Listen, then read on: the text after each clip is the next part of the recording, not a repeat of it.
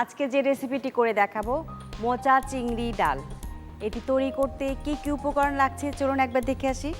সরিষার তেল 2 টেবিল চামচ, হিং 4 ভাগের 1 চা চামচ, তেজপাতা 2টি, মরিচ গুঁড়া 1 চা চামচ, লবণ আধা চা চামচ, চিংড়ি মাছ 1 কাপ, টমেটো সস 2 টেবিল চামচ, কলার মোচা সেদ্ধ 1 কাপ, মুগের ডাল 1 কাপ, চিনি 1 চা চামচ, গরম মশলা গুঁড়া আধা চা চামচ এবং ঘি 1 টেবিল চামচ। দেখে নিলেন কি কি উপকরণ লাগছে, চলুন রেসিপিটি তৈরি করি। আমি সরিষার তেল 2 টেবিল চামচ নিচ্ছি।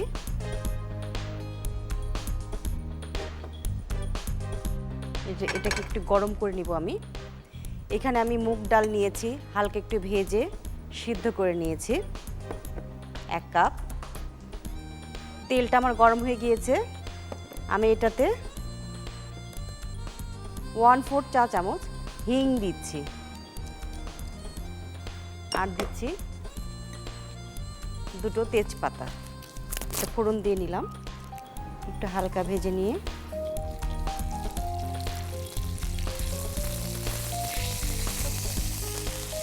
এটার সাথে দিচ্ছি আমি 1 চা চামচ মরিচের গুঁড়া, আমি আধা চামচ,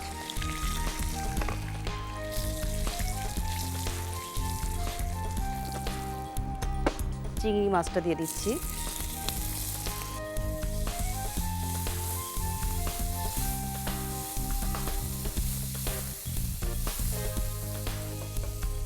এটার সাথে দিচ্ছি আমি প্রাণ টমেটো সস,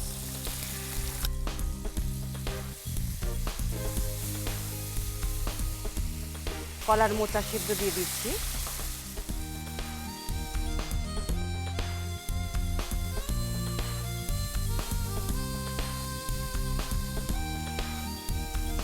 কলার মোচায় প্রচুর পরিমাণে ক্যালসিয়াম আছে, এই কলার মোচা থেকে প্রচুর পরিমাণে ক্যালসিয়ামটা নিতে পারেন। মুগের ডাল সিদ্ধটা আমি দিয়ে দিচ্ছি,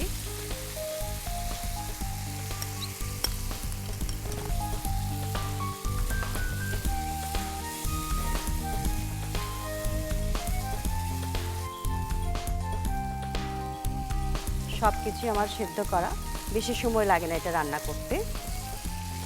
আমি এখন দিচ্ছি একটু চিনি পরিমাণ মতো, আমি এখানে দিচ্ছি 1 চা চামচ, আর দিচ্ছি গরম মশলা গুঁড়া, প্রাণ গরম মশলা গুঁড়া আধা চা চামচ,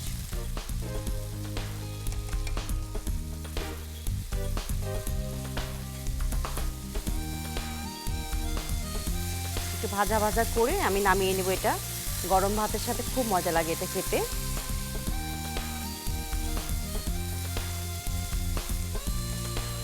যারা চিংড়ি মাছ দিয়ে খেতে চান না, এমনি ভেজিটেবল হিসেবেও এটা চিংড়ি মাছ ছাড়াও রান্না করতে পারেন।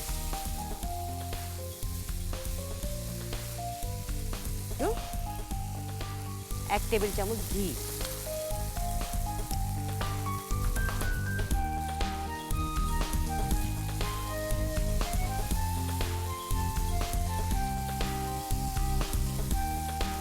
খুব সুন্দর একটা ফ্লেভার এসছে, ভালো লাগছে খুব। আপনারা বাসাতে অবশ্যই চেষ্টা করবেন। হয়ে গেল আমার রান্নাটা, আমি এখন পরিবেশনের জন্য সাজিয়ে দেব।